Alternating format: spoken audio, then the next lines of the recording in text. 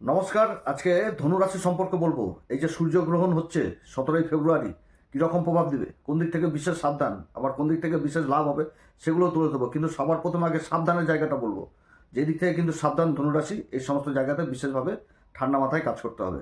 আর যেগুলো লাভ সেগুলো বলবো, কোন পাচার করবে সেগুলো বলবো। তো যাই হোক, অনুষ্ঠানটি শুরু করার আগে সবার প্রথম বলি, যেটা গ্রহের গোচর চন্দ্ররাশি অনুসারে বলা হচ্ছে, কারো কোনো রকম ব্যক্তিগত গোষ্ঠীর আলোচনা নয়। যদি আলোচনাটি ভালো লাগে তাহলে অবশ্যই লাইক শেয়ার কমেন্ট করবেন, তার সাথে সাবস্ক্রাইব করবেন। আপনারা সাবস্ক্রাইব করলে বিশেষভাবে অনুপ্রাণিত হয়। আর সাবস্ক্রাইব করলে আমাদের যত রকম ভিডিও ছাড়া হবে সেগুলো সহজেই আপনাদের কাছে পৌঁছে যাবে।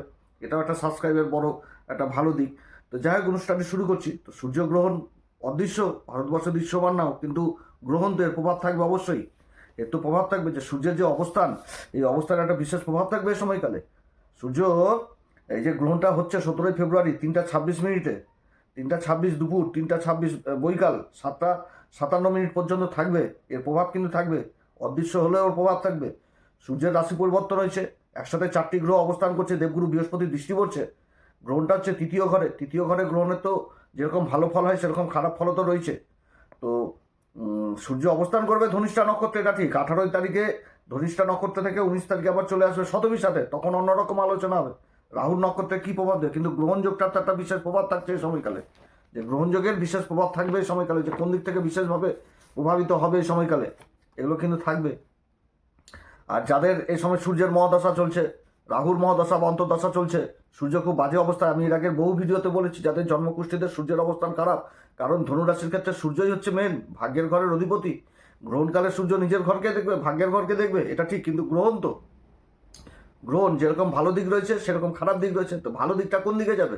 যারা ধর্মের পথে, আধ্যাত্মিক জগতে রয়েছে, ঈশ্বর ভক্তির জগতে রয়েছে। কারণ ধর্ম ধর্ম এই জিনিসটা উঠে আসছে, ধার্মিক জিনিস। কিছু ক্ষেত্রে ভালো, কিছু ক্ষেত্রে খারাপ, কিছু ক্ষেত্রে বিশেষ সাবধান। এটাই তো গ্রহণ। গ্রহণ কারোর কাছে খুবই ভালো, সাধু সন্ন্যাসীদের কাছে খুব ভালো। এই গ্রহণে অনেক কিছু করতে হবে, আধ্যাত্মিক জগৎ নিজেকে বিশ্লেষণ করতে হবে। গুরুর কাছে যে মানে জ্ঞান, সেই জ্ঞান বিশেষভাবে কাজে লাগবে। তপস্যা জগতে বিশেষভাবে প্রভাব ফেলবে এই গ্রহণযোগ। আবার কারো জন্মকুষ্ঠিতে সূর্যের অবস্থান এতটাই খারাপ থাকবে যে মানসিক অশান্তি, গন্ডগোল টন্ডগোল সবই কিছু দিয়ে দেবে। অনেক কিছু, অনেক দিক থেকে সাবধান।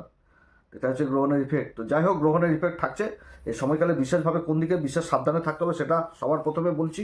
সেটা হচ্ছে যে তৃতীয় ঘরটাই হচ্ছে আমাদের ভাই বোনের ঘর। ভাই বোনের ঘর, আমাদের আশেপাশের লোকজনের ঘর, যাদের সাথে আমরা উঠা বসা করছি, সেই জায়গাগুলো বিশেষভাবে সাবধান। ছোট বাড়ির ছোট ভাই বোনদের সাথে যেন এই সবাই গন্ডগোল অশান্তি না থাকে, ঝুট ঝামেলা, এগুলো থেকে দূরে থাকতে হবে। এবং রাশিটা হয়ে যাচ্ছে কি বায়ুতত্ত্ব, আর সূর্য তো অগ্নিতত্ত্ব।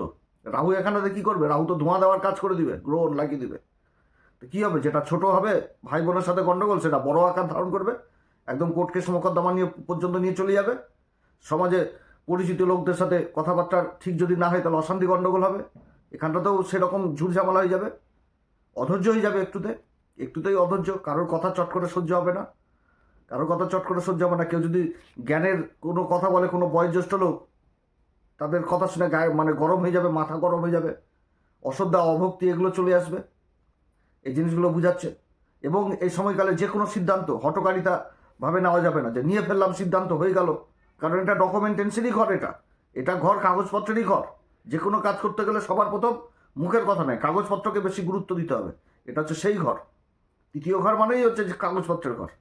তো এই জায়গাতে তাড়াহুড়া করে কোনো মানে কাগজপত্র বললো, ভাই সই করে দেওয়া হয়ে গেছে, তোর কাগজ রেডি, নে সই করে দিলাম। তো কাগজে লেখা থাকলে এক, আর হয়ে গেল এক। তাড়াহুড়া কোনো চুক্তিপত্র, কোনো সরকারি চুক্তিপত্রে, এগুলোতে সই সাবত করতে গেলে ভালো অভিজ্ঞ লোকের কাছে অবশ্যই দেখিয়ে নেওয়া উচিত এই সময়কালে। অভিজ্ঞ লোকের পরামর্শ নেওয়া উচিত, যে আমি কাগজটাতে সিগনেচার করতে যাচ্ছি, সই করতে যাচ্ছি, আপনি একটু দেখে বলে দেন কীরকম হবে। বা বিশ্লেষণ করার যাদের ক্ষমতা রয়েছে তাদের কাছ থেকে অবশ্যই জ্ঞান নিয়ে নাও। তারপরে কিন্তু মোট কথা যাচাই না করে কাগজপত্রে দেখে শুনে সই সাবত করতে হবে, না তো মাছের কাটার মতন গলায় আটকে যাবে। 6কে 9, 9কে 6 করে দিবে। এই জায়গাটাতে বিশেষভাবে সাবধান। মানসিক অস্থিরতা দিবে, মন মেজাজ ভালো রাখবে না। যাদের গ্রহণ যোগ, অ্যাকচুয়ালি যাদের সূর্য গ্রহণ রয়েছে, সূর্য দশা মহাদশা, রাহুর দৃষ্টি, এগুলোতে মানসিক অশান্তি যথেষ্ট বৃদ্ধি করবে। তবে যদি মেডিটেশন, ধ্যান, শান্ত পরিবেশ এই সময়ে মানে থাকে আর কি, তাদের জন্য আবার যথেষ্ট ভালো। যারা মেডিটেশন করছে, ধ্যান সাধনার মধ্যে রয়েছে, তাদের জগৎ অন্য জগৎ হয়ে যাবে। এবং এই ঘরটা থেকে কি, এই ঘরটা হচ্ছে কি পরিবর্তনশীল, যাত্রার ঘর, যেখানে সেখানে ছোটাছুটি, এই জায়গাটাতে বিশেষভাবে সাবধান। যে কোথাও যাচ্ছি ছোটাছুটি, এখনই যেতে হবে, এমার্জেন্সি, তাড়াহুড়া করে যাচ্ছি, মাথা ঠান্ডা করে যেতে হবে, যেন সেই জিনিসটা না আসে। যে আমি বাইক চালাচ্ছি তো আমার টেনশন অন্যদিকে রয়ে চলে যাচ্ছে, আমি গাড়ি চালাচ্ছি আর অন্যদিকে আমার চিন্তায় আমি অন্য গাড়ি চালাচ্ছি, মানসিক টেনশন নিয়ে গাড়ি চালাচ্ছি, তাড়াহুড়া করছি। এই জায়গাটাতে বিশেষভাবে সাবধান, কারণ গ্রহণকালে কিন্তু এই জায়গাটা বিশেষভাবে উঠে আসছে, এদিক থেকে কিন্তু সাবধান। তারপর হচ্ছে কি যে মানে রাহুর প্রভাবে এমন একটা যে কাউকে বেফাস কোনো কথা বলে দিলাম, ভুল তথ্য দিয়ে দিলাম, জানি না, আমার আইডিয়া নাই, আমি বলে দিলাম, ভ্রম তৈরি করে দিলাম মনের মধ্যে, যে আমি তো জানি হয়ে গেল, বলে দিলাম, ভুল তথ্য কাউকে দেওয়া যাবে না। কিংবা যারা মানে লেখালেখির কাজ করছেন সেই জায়গাটাতে বিশেষ সাবধান, বা যারা অনলাইন কোনো কাজের সাথে যুক্ত রয়েছেন ভুল ইনফরমেশন দিয়ে দিলাম। এবং তার সাথে যারা অনলাইনের সাথে কাজকর্ম করছেন ওটিপি, যে কোনো ওটিপি থেকে সাবধান, যে কেউ কিছু চলো অনলাইন ফ্রড হওয়ার প্রবল সম্ভাবনা থাকবে এই গ্রহণযোগে। অনলাইন ফ্রড হয়ে যাওয়া, সোশ্যাল মিডিয়াতে যারা অ্যাক্টিভ রয়েছেন তারা কিন্তু বিশেষ ধৈর্য ধরে কাজ করতে হবে। বিভাস মন্তব্য করে ফেলা কিন্তু বিশাল একটা ইফেক্ট হবে, যে কিছু বলে দিল তারপর আপনিও প্রত্যুত্তর করে দিলেন, লেগে গেল কিন্তু সোশ্যাল মিডিয়াতে। এদিক থেকে কিন্তু সাবধান, যে কোনো কিছু ভুল মন্তব্য করা যাবে না, ভুল মন্তব্য। এবং সূর্যের সাথে গ্রহণটা যোগ হচ্ছে সমাজে, এবং দেবগুরু বৃহস্পতির দৃষ্টিও থাকছে, রাশির অধিপতি দৃষ্টি থাকছে, সপ্তম ঘর থেকে দৃষ্টি থাকছে, কিন্তু শনিতে আবার চতুর্থ ঘরে অবস্থান করে ঢাইয়া তৈরি করেছে, তো শনিরকেও তো এখানে তো বিশেষভাবে প্রভাবিত করবে। এবং এটা বিশেষ করে দেখা দিচ্ছে রাজনীতিবিদদের ক্ষেত্রে, রাজনীতির সাথে যারা যুক্ত রয়েছেন ভুল মন্তব্য থেকে বিশেষভাবে দূরে থাকুন। ভুল মন্তব্য বা কারোর উপর বেশি বিশ্বাস করে ফেলা, ধোকাবাজি হয়ে যাওয়া, এগুলো কিন্তু বিশেষভাবে দেখাচ্ছে এই সময়কালে। অর্থাৎ নিজের জায়গাটা বিশেষভাবে সাবধান খেয়াল রাখতে হবে। এবং এই সময়কালে শনি কিন্তু থাকছে সেই চতুর্থ ঘরে, শনির রাশি কুম্ভ রাশিতে কিন্তু এই যোগটা তৈরি হচ্ছে, শনি চতুর্থ ঘরে অবস্থান করছে। জায়গা জমি সংক্রান্ত বহু রকম ডকুমেন্টেন্সি কাগজপত্রের দিক থেকে কিন্তু সাবধান।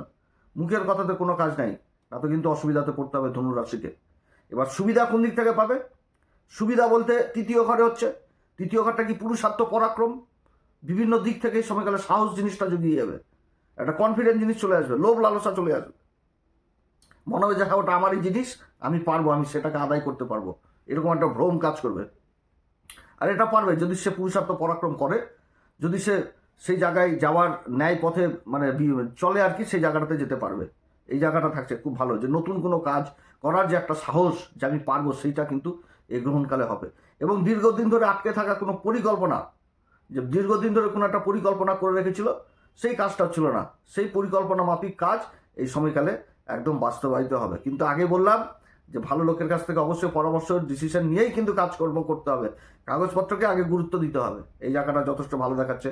এছাড়া যারা মিডিয়াতে রয়েছেন, লেখালেখির কাজের সাথে যুক্ত রয়েছেন, অনলাইন কাজ করছেন, ব্যবসা বাণিজ্য করছেন অনলাইনে, তাদের কাজকর্ম কিন্তু ভালো হবে। কিন্তু এই যে অনলাইন ফ্রড, কেউ ওটিপি চলো বলে দিলাম, সেদিক থেকে কিন্তু সাবধান, এই দিক থেকে কিন্তু সাবধান। কাজকর্ম আসবে, যোগাযোগ ব্যবস্থাও হবে কাজকর্মের দিক থেকে, কিন্তু সাবধানে সেগুলোকে ধীরে সুস্থে মাথা ঠান্ডা করে করতে হবে। এবার যদি কোনো বড় রকম কোনো বিনিয়োগের কথা আসে, তাহলে কয়েকদিন থেমে ধীরে সুস্থেই কাজ করা উচিত, এবং এই সময়কালে না করাই উচিত।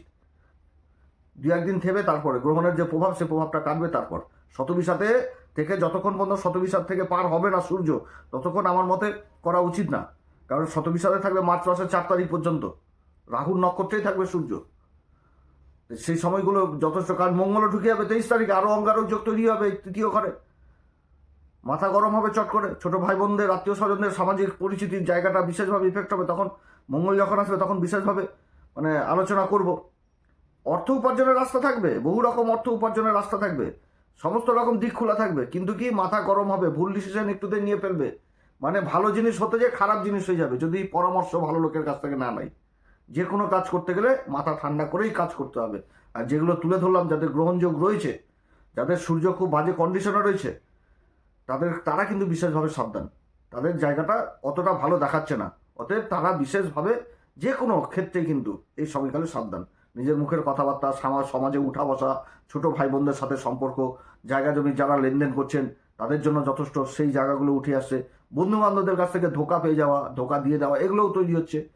কর্মক্ষেত্রে বসের সাথে সম্পর্ক বিশেষভাবে নষ্ট হয়ে যেতে পারে, বসের সাথে রাগারাগি, এগুলো করা যাবে না এই সময়কালে। সুরে সুর মিলাতে হবে এবং অধিকারটাকে রক্ষা করতে হবে, যে হ্যাঁ স্যার আপনি যেটা বলছেন সেটাই ঠিক, এই কাজটা সমাজে বিশেষভাবে একটা প্রভাব ফেলবে, এটা একদম খুব ভালো অবস্থান, এরকমভাবেই কিন্তু সুরে সুর মিলিয়ে কাজ করতে হবে।